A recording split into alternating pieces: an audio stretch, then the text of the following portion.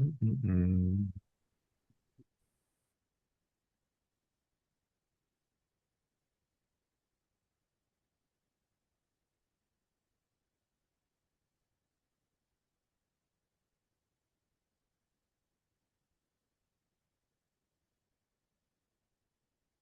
Pallavi, are those all the people that are coming in to check out this talk? I think so, yeah. Yeah. Oops. I'd like to get out now. Okay. Okay. Thank you.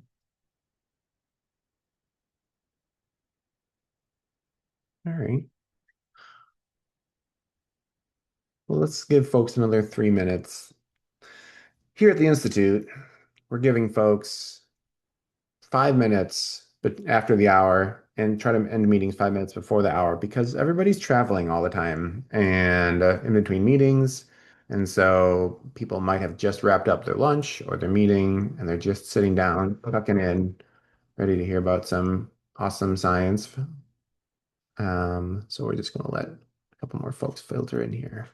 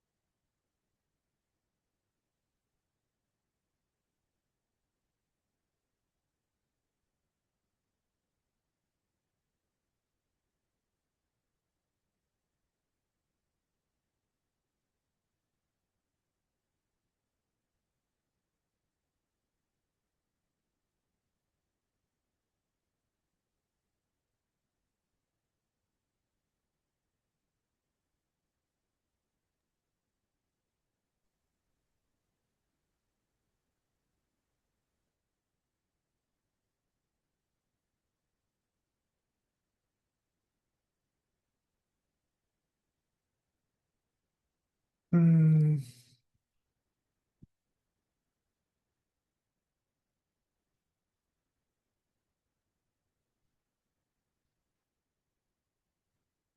Well, great. We can get started, I think.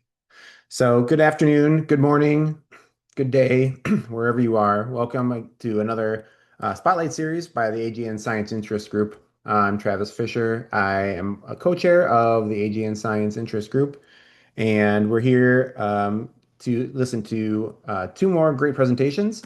We're here to hear Peixin Zhu talking about central shocks and metal-enriched outflows.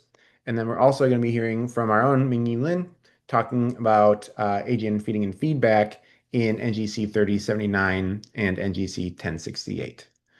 Peixin, are you ready to present? Do you have your slides ready? Yes. Okay, great. I'll stop sharing. I'll just let you handle the floor and you can get started whenever you'd like. Mm.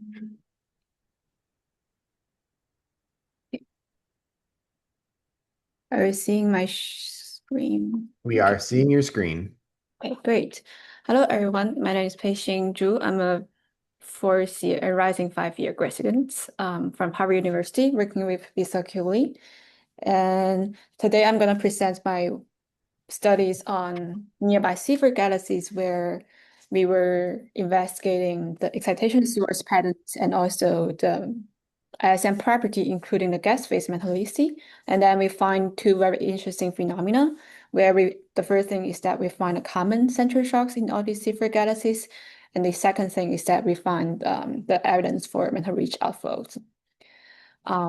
So I will start by giving some background. I'm pretty sure that this group have some background about the AGN and the AGN feedback theory, but mostly these studies, the interest starts from like the presence of this kind of black hole mass and bulge cell mass correlations. So it has been a long-standing proposed theory that the growth of host galaxies are correlates tightly with their central black hole.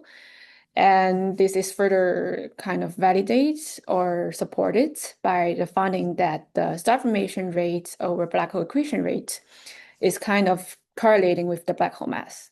So in the previous plot where you're in general in the massive galaxies, the black hole mass is usually 1/1,000 of the galaxy's large stellar mass. So if the galaxies are evolving along this correlation, then their ratios between the star formation rate over black hole accretion rate should be around 3. But in this plot, you're seeing that this ratio actually kind of varied and it changed with the black hole mass. So it's kind of indicating that the correlation between the black hole and the host galaxies kind of change over time as that black hole grows. And then it turns to be like, and then a follow-up question would be, is there really is this the like is this what the AGN feedback is playing a role to monitor or govern the correlation between the host galaxy star formation rate and the AGN or the black hole accretion rate? And it turns out that even in the presence of AGN, so in this plot, you are seeing the specific star formation measured in the galaxies versus redshift. And then the galaxies are classified in two types. One is pure star-forming galaxies shown in the green line. And then the other is the galaxies that host AGNs, which is shown by the blue and the red point.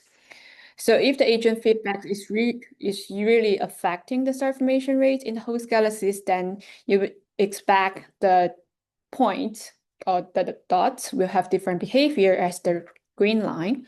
But in fact, in this plot, it seems that the effect of AGN feedback on star formations in host galaxies seems to be pretty small or is not affecting at all. So why would be this is the case?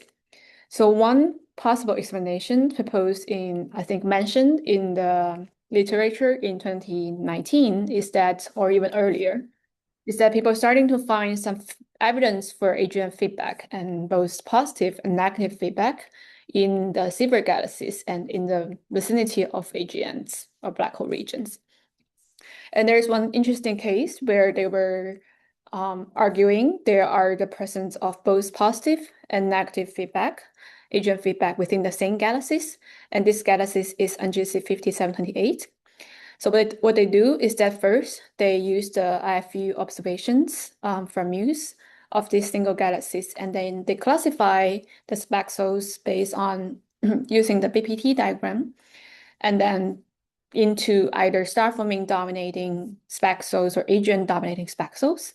So in the left plot, you're seeing that the bluish is where the star formation is most dominant, and the reddish is where the AGN is most dominating. And you will find some region which is marked by the A, this white square A. There, this star forming region seems to be locating in the interface between the AGN's narrow line regions and the star forming regions. And interestingly, in the same regions on the right plot, they were finding that in this region, the star formation efficiency is also higher. So they're suggesting that this is a side of positive feedback, where the AGN seems to interface with the star forming region and then enhance the star formation rates there. And on the other side, they're assigning negative feedback regions, where the AGN region seems also be interfacing with these regions, and then the star formation efficiency in this region is way much lower. So they're arguing that both net positive and negative feedback exist in the same galaxies. If this is the case, then it might explain why we're not seeing a effects from the presence of AGN on the overall star formation rate of the host galaxies. And the follow-up question would be, so this study is purely based on these 2D locations, and there's one assumption in this interpretation is that they're assuming that the interface you see in this 2D map is also interfacing in the 3D space. But this is not necessarily true because you have a 3D projection effect, which you need to account for the geometry of projections and the inclination of the AGN narrow line regions. And it's not making sure that this is really interacting with each other in the real space. So we were thinking that how we can push this phenomenon or study further. This is by, if this feedback is kind of real, we would expect some shocks to present in those regions if they're actually interacting. So we want to look for the site of shocks in these galaxies. And it turns out that although we kind of know that shocks would exist in these Seyfert galaxies, it's kind of difficult to identify them. Mostly because if you're relying on like optical data, so in this plot, I'm showing kind of example of where these star-forming regions, AGN region, and shocks might shows up in the galaxies. And usually, like the kind of study in the previous era is performing using single aperture spectroscopy, where you only have one single spectrum for a single galaxy in the center. And then from this one single spectrum, you can only have one location in the optical standard diagnostic diagram, where then you can basically classify these galaxies as either they're hosting AGN as a cipher, or like they are pure star formation in the center, or like they might show some liner feature. But then with the IFU data, now you have like many spectral in the same galaxies and also spreading across the whole galaxies. So now you can kind of study how does the spaxels in different regions of the galaxies distribute. And this plot is showing one example for NGC 1068, that if you use the IFU data for these single galaxies, you kind of get a mixing sequence spreading from star formation region to AGN region. So from this, you can kind of assign AGN dominate spaxels and or star formation dominate spaxels and study how these two types distribute. Okay, this looks okay, but the fact is, if you do want to consider shocks, then since it's more complicated. So by including the shocks models in this 2D optical diagram, it turns out that the shocks model shows in this plot is the purple model grid or magenta model grid and the black model grid. The magenta grid is showing the fast shocks, which is having both post-shocks emissions and the pre-shocks emissions, where the pre-shocks emission will exist if the shocks velocity is high enough. And the slow shocks is like consisting only the post-shocks emission. So there are these two types of shocks. If you look at that, like they're kind of overlapping with both AGN model and partially with the star formation model. So it will be very hard to identify shocks in addition to like AGN or star formation. So this 2D diagram will not work if we also want to account for shocks in these galaxies using optical data. So we will need an upgrade based on this 2D diagram to identify the shocks. And my first work, which is targeting these questions, is that to develop this kind of a diagram. So as I explained in the previous slides, that the 2D diagram will suffer from this degeneracy between shocks and AGN or shocks or star formations. So if the 2D diagram doesn't work, and then my expectation is that maybe 3D diagram could work, right? And then the questions would be, what is the third axis? So in my paper in 2025, I developed a theoretical 3D diagram. We're using the same two axes as the BPT diagram, and then including the velocity dispersion as the third axis. And I also include the theoretical model for both star formations region in red, AGN region in gray, and then for the slow shocks or pure shocks in greens, and then the fast shocks in magenta in this plot. So it'll be on the right.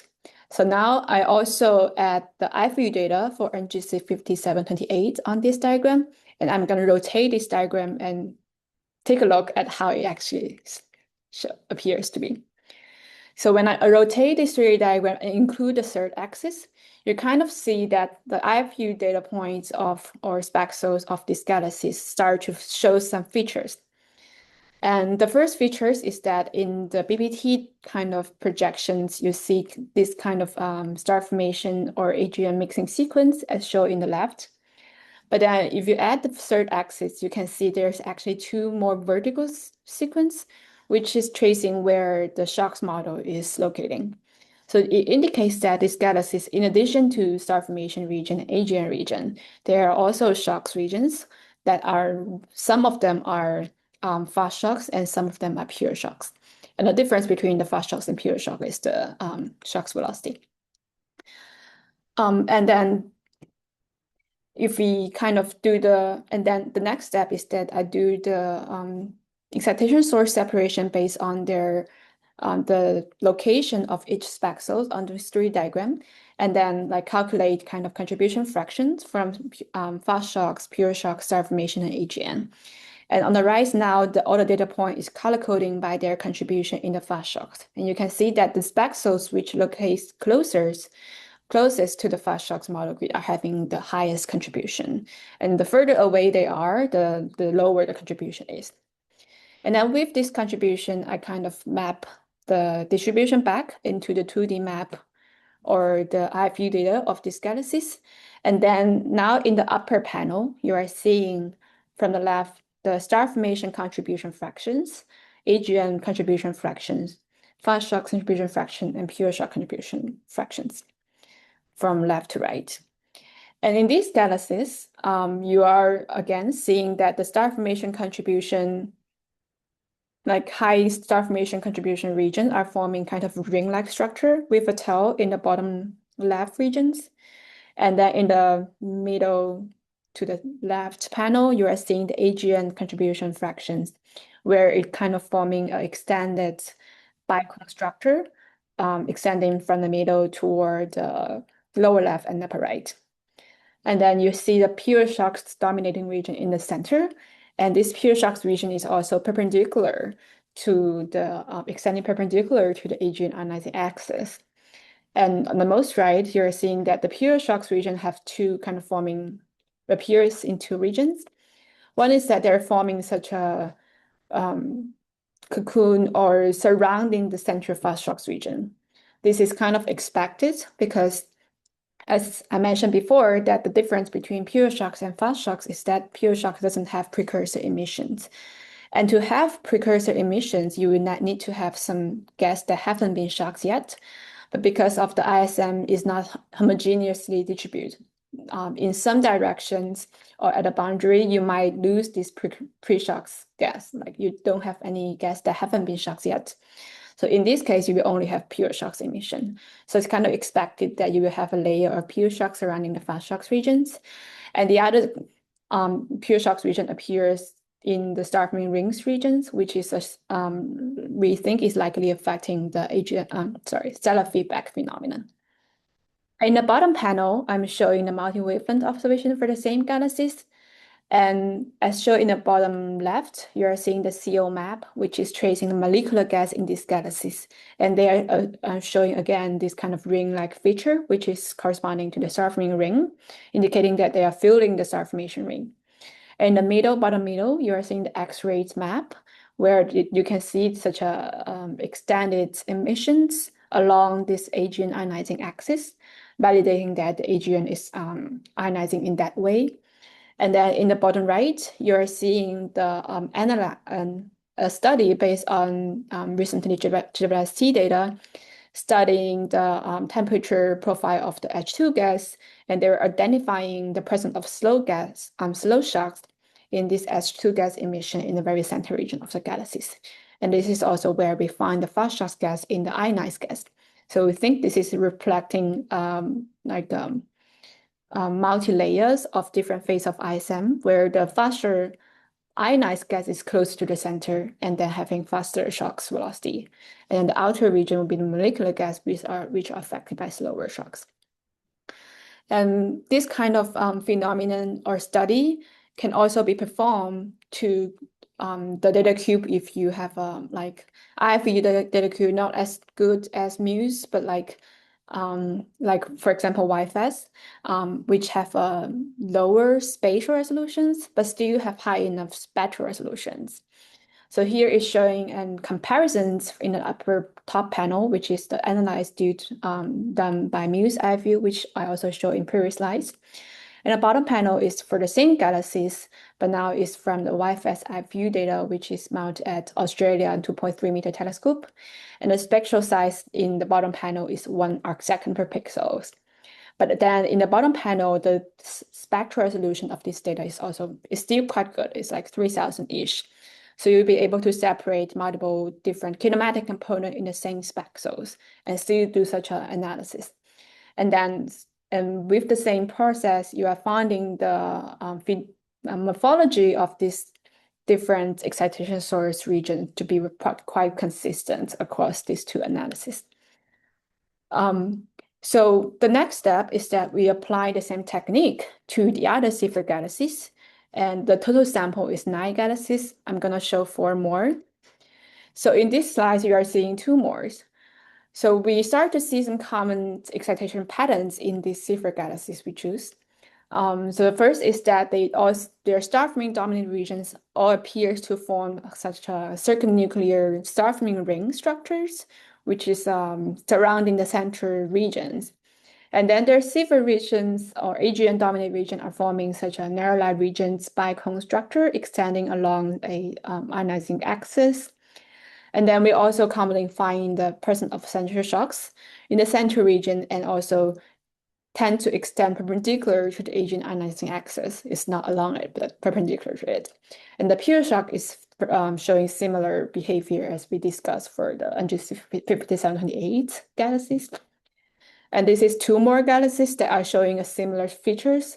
Like in some galaxies, the star-forming ring is more complete as in the previous slides, but in some galaxies, the star-forming ring is composed of like multiple clumps, but you can still kind of see the rings or arc structures.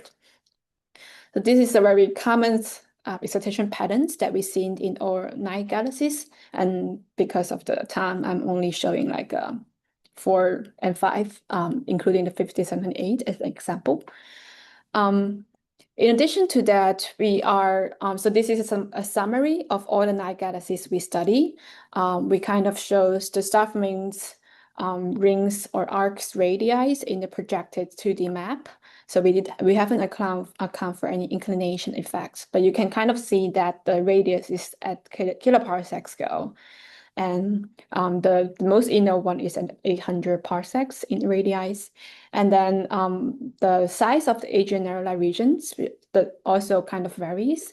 But it also like is affected by the observational depth in the mu data cube. And we are extracting the data cube from the public archive, so this might be affected. It might not be pretty consistent across the whole galaxy sample. And the one thing is that we are commonly finding all these galaxies have central fast shocks, and it's like all of them have, if they're extended, then they're extending along like perpendicular to the AGN ionizing axis. And we also commonly find pure shocks in these galaxies, except for NGC 7212, which is an interacting system. And this galaxy is also the furthest one, where the spatial resolution in physical scale is the worst. So it's possible that we were losing the fainter pure shocks when the spatial resolution in physical scale gets worse. And then to kind of validate our separation, we also perform X-ray optical comparisons. Our way is that we gonna compare the photoionized. So all these galaxies have very deep X-ray observations, so then you can kind of extract the X-ray spectrum of these galaxies. And then for this X-ray spectrum, you can perform the spectrum feeding using both photon ionization components plus the thermal component, which represent collisional excitations, which are associated with shocks. So what we're going to do is that we're going to use the photon ionization component band to trace where this photon ionization was dominating in morphology, and then use the thermal band to trace where the shock excitation is dominating in X-rays. And we compare the morphology in the X-ray control with the optical separation. And this is showing the example for 4 of the galaxies, where for each galaxy on the left, you are seeing the AGN decomposition's optical image comparing with the X-ray photon ionization band control. And then on the right, you are seeing the shocks image from the optical decompositions, comparing with the X-ray control that are at the thermal energy band. Excuse me. So one thing you can see from this kind of comparisons is that all the photon ionization dominated X-ray contour are extended along the AGN ionizing axis. So this is tracing where the AGN ionization gas is showing up. So it's consistent and validating the AGN's identifications. And then for the thermal bands X-ray contour, you're seeing that they're extending along the direction or cross-cone directions, or the direction which are perpendicular to AGN ionizing axis. And this kind of extension is consistent with the shocks that we identify from optical data, where they are also extending along this kind of direction, which are perpendicular to the AGN's narrow light region. So through this kind of multi-wavelength comparisons, we have the X-ray data analysis is validating where the AGN Seyfert, AGN shocks and star formation, well, AGN and shocks decomposition in the optical data.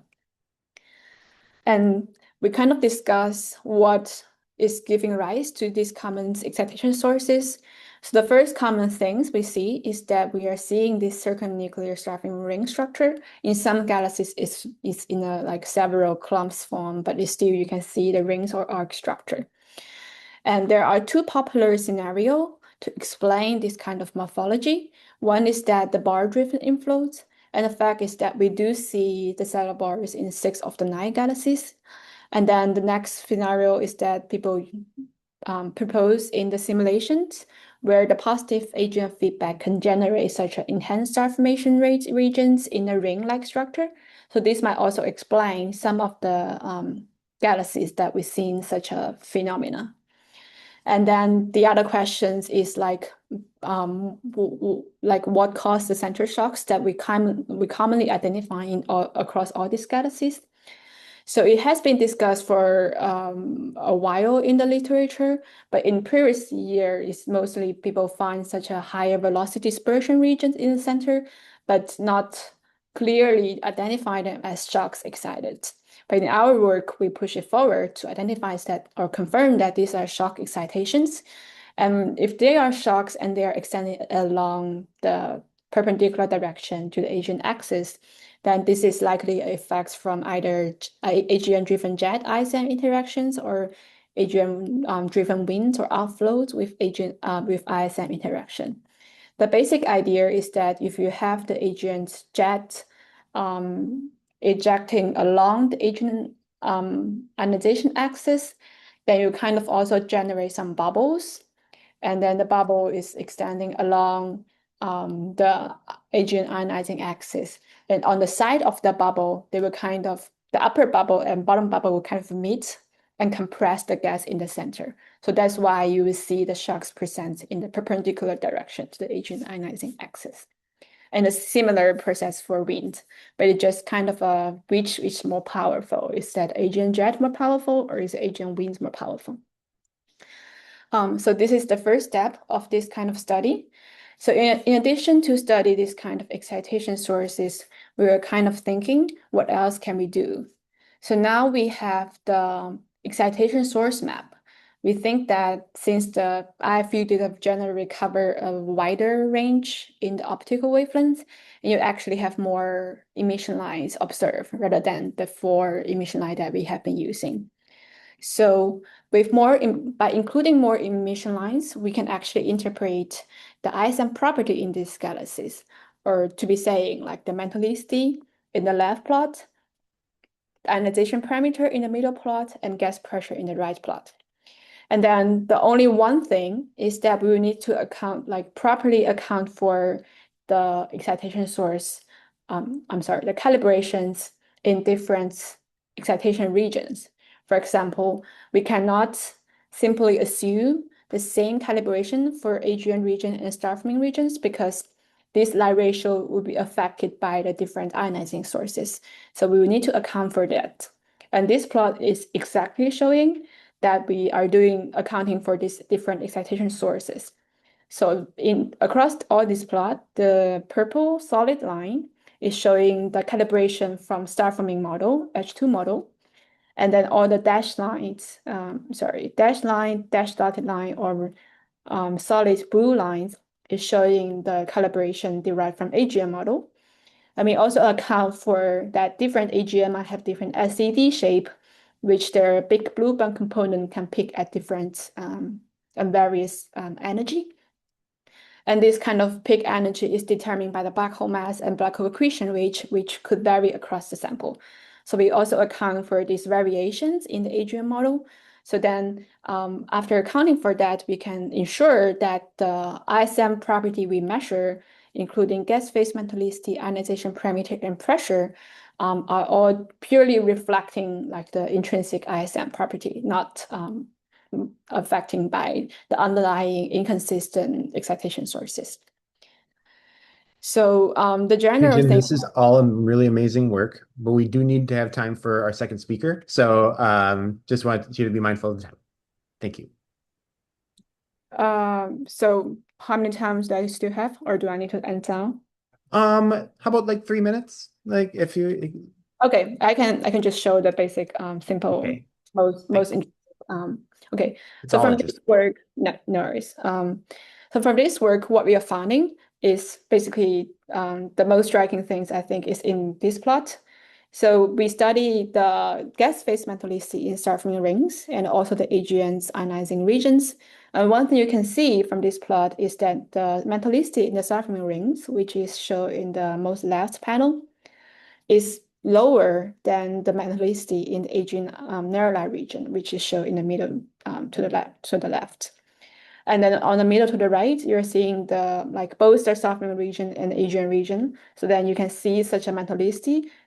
The difference is more clear from the colors contrast. And on the most right panel, I'm showing the measurement uncertainty. So this such a difference is larger than the typical measurement uncertainty. So it indicates that the metallicity difference between the circumnuclear star-forming regions and the AGNs are real. Okay. And there's also a different example. So this is another galaxies in our sample where the same setup in the upper panel, but in this case, the gas phase metallicity in the star-forming clumps to the left is very similar to the metallicity in their nearby AGN regions. It kind of indicates that in these galaxies, the star-forming regions and AGN region are sharing a common, the same metal enrichment history. So we think this is indicating that the gas in the star-forming region is actually also where it was ejecting from the agent outflow and then compress and then form the stars. So we think this is a site to indicate that for these galaxies, the star-forming region is a result of positive AGN feedback. Yeah, and that is mostly everything I want to cover. Um, Thanks, everyone. So awesome. Thank you very much. This is really exciting because, I mean, the optical, I think, is something that a lot of folks had been like raised on, and it only has so many few lines. So to be able to pull out additional shock information like this Mhm. from it is really exciting. So thank you so much. Um, Are there any questions for Peyton? And while you think about it, maybe I'll start with a question in that. Can you talk about how you're measuring your line widths for across these Muse cubes? Are you using individual like multi-Gaussian components, or are you using like a W80 measurement? So these are using multi-Gaussian components. Multi-Gaussian Velocity, components? yeah, velocity dispersion is from each Gaussian component. And if a Okay. spaxel have multiple Gaussian, then they are treated separately. So when you have your maps, then you're only showing like one component. Is there potentially like a wider shocked component Oh, in so in the like map, 5728 along the where the AGN proponent is so on the map component? is also like so the fractional contribution for each Gaussian component was calculating separately, and on the map they are summing together. So you are seeing if a spaxels have two components and one is dominating by AGN and one is dominated by shocks, you will see them showing up in both panel. Okay. This Yeah, is I think it'd be really interesting to see if you were just able to isolate like the really broad component along where the outflows are in 5728 and see if that falls into like the shocked region with the high full width at half max. Then is am I interpreting that correctly? Is that a yeah, yeah. this is already accounting for in our analysis. So it's accounted for in that you like like a high shock percentage value is could be observed separately along like where the outflows are, and you're just not seeing it. Um, not in 5078, but in other galaxies, we do find that in some spaxels, you have both shocks tracing the border components and then the Hmm. AGN tracing the narrower components. Okay, Yeah. awesome. Well, definitely want to give that paper a reread. It was really interesting stuff. Thank you very much. I saw Lulu had his hand up. Did you want to ask a question real quick, Lulu? Otherwise, we Okay, move I on. think give the time limitation, maybe I just quickly use a question. So my question like I see like 8 or 9 sample from your current work. Are they selected on purpose, or I mean you select them because they have like the indication for the shocks, or just randomly selected? So this is all type 2 Seyfert, and they're Hmm. selecting mostly based on their available of very deep X-rays exposure. So it's not selecting based on morphology, etc. thing. So Okay, also okay like then the other thing is our sample yeah. size is not so large enough, so we can only Yeah, say that for these 9 galaxies we find these comments. yeah, but the very high fraction of detection of shocks within the central of this target is really interesting and very, I mean, exciting because recently have found from my recent work on other diagnostic like the molecular hydrogen rotation line in the infrared and also pH molecules. Seems like there are some indication for shocks in several galaxies. I mean, across a large range of velocities. We can discuss about this later. Thank you. Yeah, Great. thank you. All right, Peyton, thank you again for your wonderful talk. We'll move now to Ming-Yi, and who will be talking about AGN feeding and feedback again through gas kinematics in NGC 3079 and NGC 1068. Ming-Yi, thank you very much for giving a talk today. Yes, so this is the work between the R group and group in the University of Toledo and also MP infrared group and IROMs. So it's also part of the Ghost team and the Llama teams.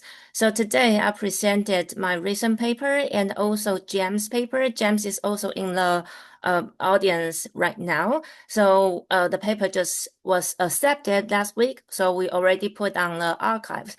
So all the results are including presented in today's talk. So the first is sorry. Yes. First is the outlines. Why we want to study the nearby Compton-thick AGNs. Why the Compton-thick agent is important because the nuclear is a lot of gas in there.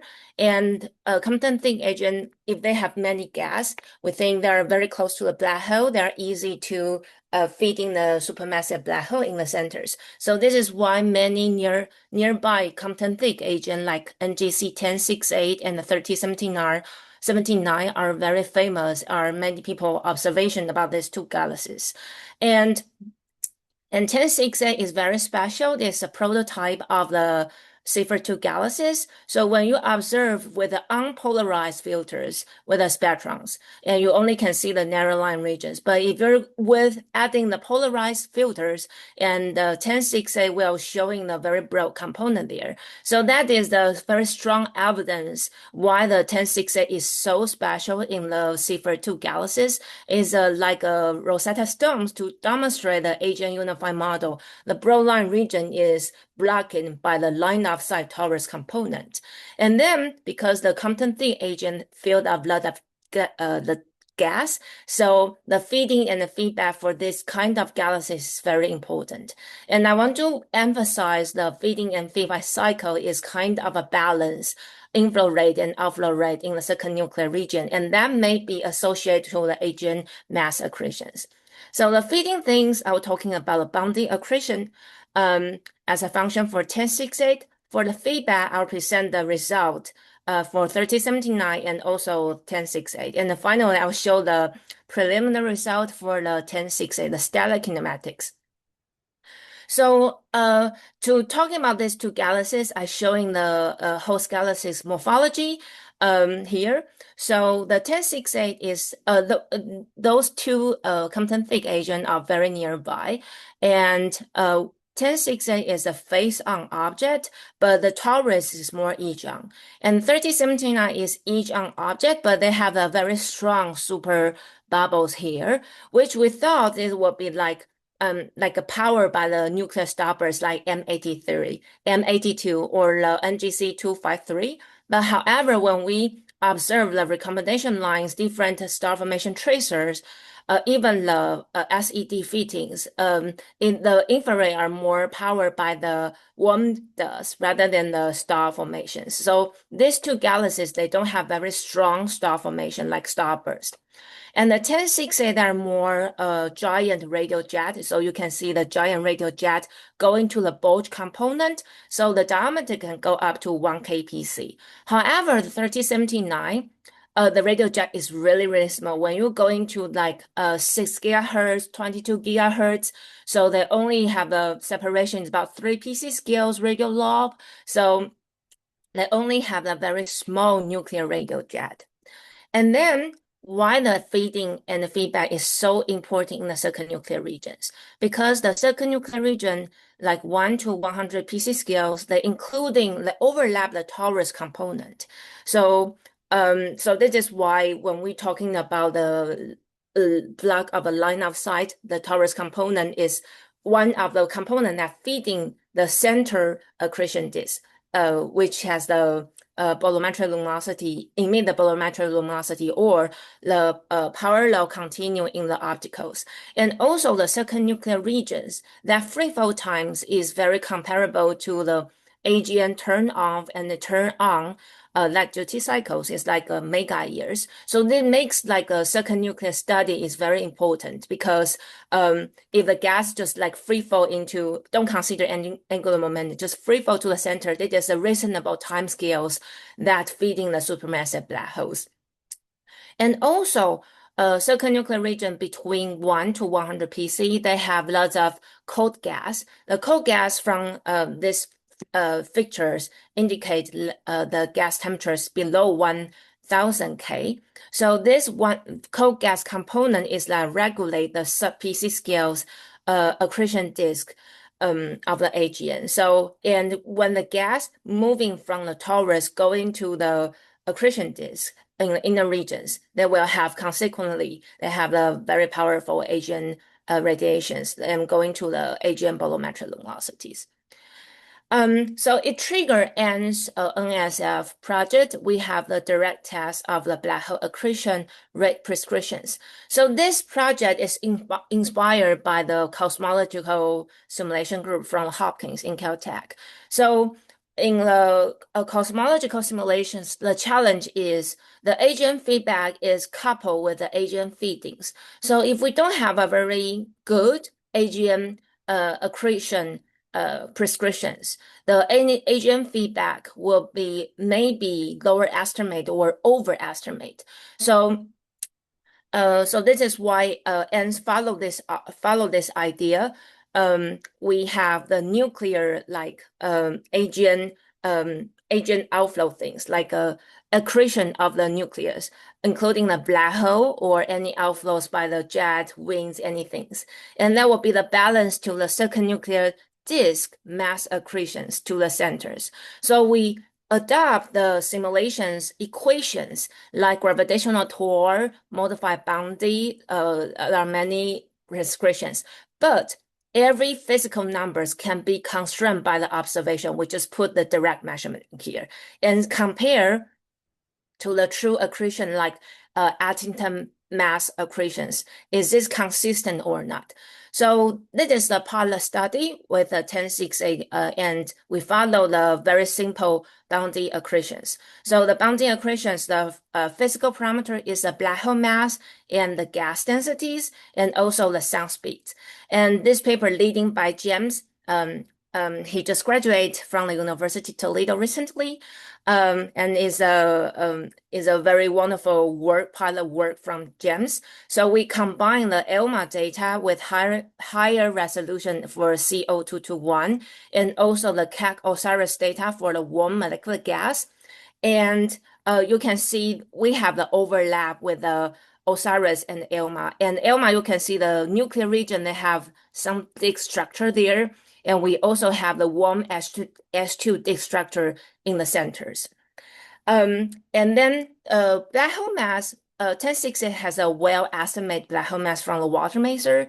The density, gas density can be converted from the H2 and the CO. But the most important or critical number is the kinetic temperatures. So the kinetic temperature we also derive from a different method. For the cold molecular gas, like a CO different transition or like a dense molecular gas, they can use the line ratios with non-LTE radix calculation to derive the kinetic temperatures. So it's around close to 100, but it's presented to the VT's work. And for the Osiris, we have the different warm S2 transitions. So we just simply assume that it's LTE condition and use the excitation diagrams to constrain the kinetic temperatures and put that kinetic temperatures to the sound speed. And then we derive the mass accretion rate as a function of a radius. And we can see the CO is the dominant mass carrier comparing to the warm S2, very close to a supermassive black hole. And for the bounding accretions derived from the CO 2 to 1, they're significantly overestimate from the true Eddington accretion rate, which is showing in the orange lines in here, which assuming the radiative efficiency is 0.1. So this difference can be up to 9 orders within 100 PC. So it is not surprise. It means the angular momentum is very important. The gas, no matter the warm molecular gas or the cold molecular gas, they have the angular momentum there. They're not following a free fall. So the gas just trapped in the circumnuclear region rather than the free fall to the centers. So we still have to test other prescriptions like modified bounding, which including the gas velocity and also the gravitational torque, means we require the stellar kinematics. And then we also have follow-up with other nearby AGNs. So this is led by the PhD candidate, Tashas. So we're working with our RU student this summer. So that is the preliminary result. We apply the bounding accretion with the ELMA data to different nearby AGN, and it looks like bounding accretion is not a good prescription in the cosmological simulations. And then I go into the feedback part. The 3079 is very special. Why this is very special? Because in the literature, they shows the peak Sydney profile and also the continued absorptions. So the peak Sydney profile from the textbook is in the center, they have the stars, the bright background source can be the stars or radio log. And if the gas is expanding like outflowers or any winds expanding out, they have the blue shifted. So when you have the continue with the blue shifted, they are just like continued absorptions. But if you have the emissions superimpose the absorptions, you are showing the peak Sydney profile. So the peak Sydney profile in the plateau deploy interferometry data is very clear. I showing here peak Sydney profile. And HCl plus, they have so strong absorption in the centers. So even from the image, you can see the center, just no emission there.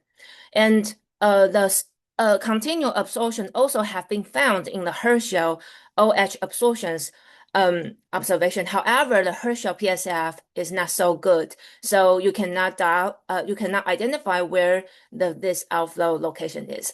So this inspired me to propose the NOEMA observations for CO221 is going to the radiogenic tile. So they're not in the suffer any free or synchrotron continual emissions in around 100 gigahertz. We go into higher frequency, so they're dominated by the radiogenic tile. So it means you can observe the emissions. We want to know, is it possible to observe the emission terms from the absorption we just found, high velocity absorptions.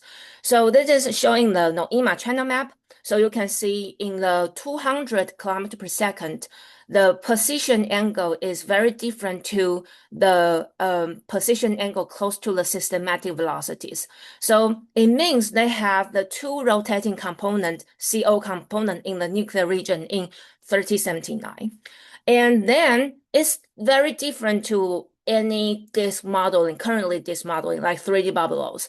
All the disk modeling, they're assuming the one rotating disk. Although you can twist it, the position angle like a warp disk, but they are general just assuming one disk. There are no two distinguished disks. But I still want to test the 3D bubble. So you can see the simulation, when I'm running the modeling, the residual have a lot of residual in the centers. And also in the PV diagrams, you can see in the nuclear, they have a high velocity component they cannot explain by the rotating disk. And then I apply another Dismal Pi, which is developed by the MP Infra group. And I add the additional component is the central unresolved outflows. They're just very broad component to see if I do the same modeling, can they reduce the chi-square or not? And yes, if I add the central outflow component, you can see the 3-moment map, the chi-square just dropped significantly. Although they cannot perfectly explain the kinematics, but it means additional component of the nuclear outflow, it do exist in the center, and they are not resolved, spatially resolved from the image reconstructed data. And then back to the Ciccone 2014 papers. She mentioned when we want to measure the molecular outflow, we don't want to include any gravitational bound rotation patterns from the gas.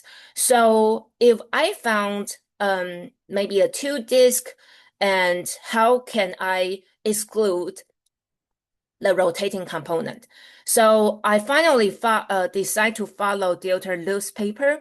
So we do not working on the image reconstructed radio data. We are working on the visibility raw data directly.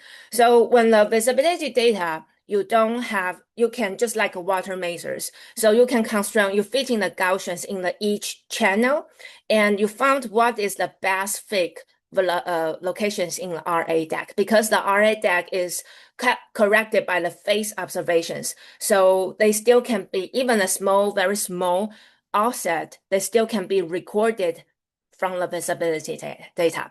So this is the technique that you can see there's a rotating component here, but in the vertical direction, there's a blue shift and the red shift outflow component, and that is very broad in the integrated spectrums. So this is the method Dieter used with the visibility data to measure the molecular outflows. So I applied to the same method to the 3079. And you can see they're more like a 2 rotating component. One is in here and one is in here. And then the outflow component is offset from the continuous centers. So this is why I define this is the blue sheet outflow, and its velocity is very consistent to the absorption we found before in the continuous absorption lines. And you can see the slope here is quite different to the rotation pattern of the CO221 in here. So I just fit the single Gaussian here and get the radius about this offset. I calculate the mass outflow rate, kinetic power, and momentum rate. And I found the momentum rate is 15 times larger than the AGN radiation pressures. So it means this outflow is very energetic, can be reached to the host galaxies, and also the AGN radiation pressure is not enough to extend this energetic molecular outflows. So what is the potential mechanism can driven this outflow? Without could be the radial jet or the radial jet IM-SIM interactions. So I list the literature in here. What is the possible kinetic power if we assume the jet IM-SIM interaction, or we just solely derive the kinetic power from the radial luminosity from the jet itself. And then I still stay in the feedback part, but I go into the 1068. 1068, they have the very giant radial jet. So you can, in here, I'm zooming into the centers. So within that circumnuclear rings, you can combine the Lin and VOA data at 10 gigahertz. You can see there are different radial lobe component, and AGN is hosted in the S1 locations. And we found this path, this morphology is very well aligned to the warm dust distribution, which is from the VLT Seyfert data with the AO observations. So the H band and the K band, they trace on the different component. H band are traced from the stars, K band traced from the warm dust. So when you subtract these colors, they're traced the warm dust distributions. And that warm dust distribution is aligned with the high ionization lines like calcium 8 lines or the silicate or the Si6 lines. So the ionization potential is very, very high. So it's more like a jet induced these corona lines. And we found in the shell of these corona lines, contours, there's a blue shifted warm S2 lines I'm showing here. They're spatially resolved in the CAC Osiris 35 milliardsecond. So you can see there's a shells here. And if I measure the outflow mass, and I found this outflow is not so energetic, so they're more like momentum driven. Even a small fraction of AGN radiation pressure can maintain these outflows. So it means this outflow maybe is serve as a very strong cooling, because we are not only see the corona lines in this region, we also have seen the iron lines, and iron lines is very powerful cooling lines. So it is not surprised this outflow is starting coolings. So as I mentioned before, the H band and the K band, they are tracing different components. And the 1068 is very surprised AGN. So this is the first face-on AGN, but the CO equivalent with dilutions that are more, they're not like unresolved. They're not like point source like, but this galaxy is face on. So it means the CO dilution is the star absorption lines. They dilute by the warm dust. So I just showing the spectrum here. That is the CO absorptions. But if the continue become more strong, continue of the warm gas become more strong, they will just dilute. So you can see in the northern region, there are more dilutions. They are consistent to the warm dust distributions. So we reproduce the M-type star, K-type star. They found if the dust exists in the photosphere dust will dilute the CO equivalent with. We found the same things in the 1068, but they are more like there are thousands of the stars in each spaxel. As a background source. But if the warm dust is in the line of sight, that just dilute this CO absorptions from the stars. And it is very difficult to, if the different bands are trace a different component, are the stellar kinematics still consistent or not?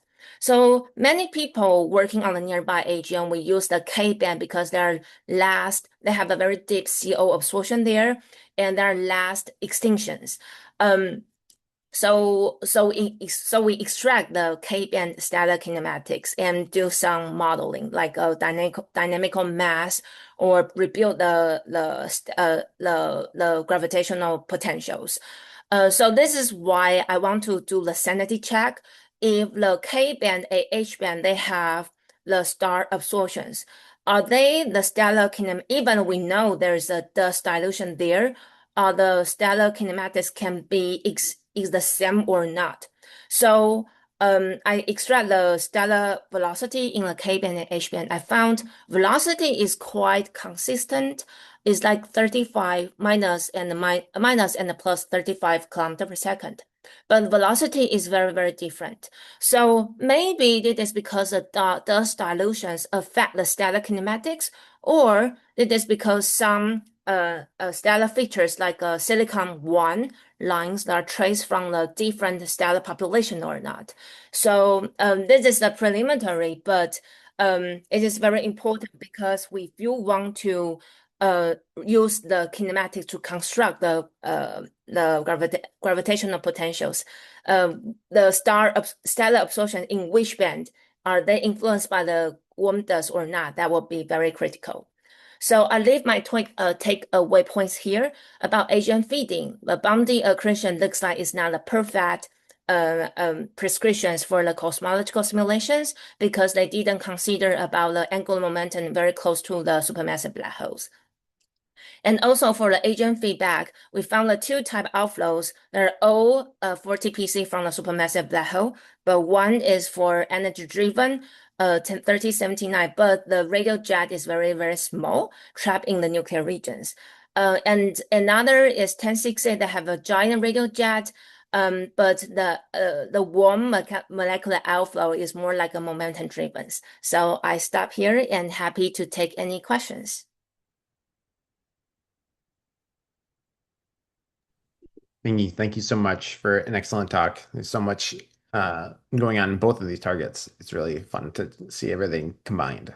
Yes. Are there any questions for Ming-Yi? While folks are thinking of questions, oh, Lulu, go ahead. Oh, I just have another quick question. Like when you are talking about the unresolved, previously unresolved outflow in one of the target, and you also listed the table, the table for the energetics.